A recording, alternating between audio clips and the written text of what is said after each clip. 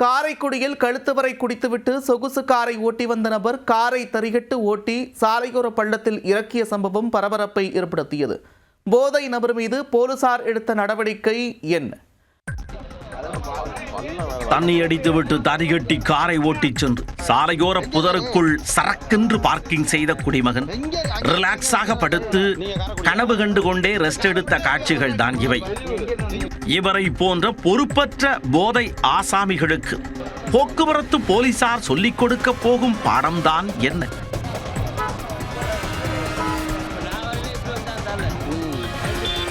தஞ்சாவூரில் இருந்து காரைக்குடிக்கு ஒரு நிகழ்ச்சியில் பங்கேற்பதற்காக காரின் உரிமையாளர் குடும்பத்தினரை அழைத்துக் கொண்டு சென்றிருக்கிறார். குணமான டிரைவரான குணசீலன் குடும்பத்தினரை பத்திரமாக இறக்கிவிட்ட பின் குணத்தை இழந்த சீலனாக மாறியிருக்கிறார்.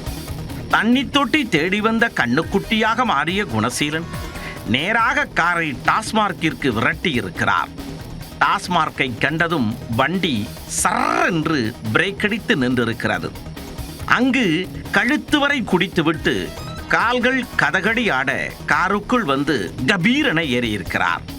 போதை தலைக்கேறிய நிலையில் போர்த்திக் கொண்டு தூங்குவதை விட்டுவிட்டு நான் காரை ஓட்டியே தீருவேன் என ஸ்டார்ட் செய்துள்ளார். நெடுஞ்சாலையில் காரை விரட்டிய அவர் சிறிது நேரத்திலேயே போதை தலைக்கேறிய நிலையில் செவ்வாய் கிரகத்திற்குள் யாருடைய அனுமதி இல்லாமல் சென்றுவிட காரோ சாலையோர பள்ளத்தில் சென்று புதருக்குள் சொருகி பாதுகாப்பாய் நின்றுள்ளது. அப்பொழுதும் விடமாட்டான் இந்த வீரன் என காரை பின்னோக்கி எடுத்து செவ்வாய் கிரகத்திற்கு ஓட்டிச் செல்ல முயன்று கொண்டிருந்தார். சம்பவ இடத்திற்கு ஓடி வந்த அப்பகுதி மக்கள் காரின் எஞ்சினை நிறுத்தியதுடன் மது போதையில் இருந்த குணசீலனை காரில் இருந்து வெளியே தூக்கி வந்தனர். அப்பொழுதும் அலட்டிக்கொள்ளாதவர் எதுவுமே நடக்காதது போல் பொதுமக்களிடம் போர்டு மீட்டிங்கில் பேசுவது போல பேச்சுவார்த்தை நடத்தி கொண்டிருந்தார்.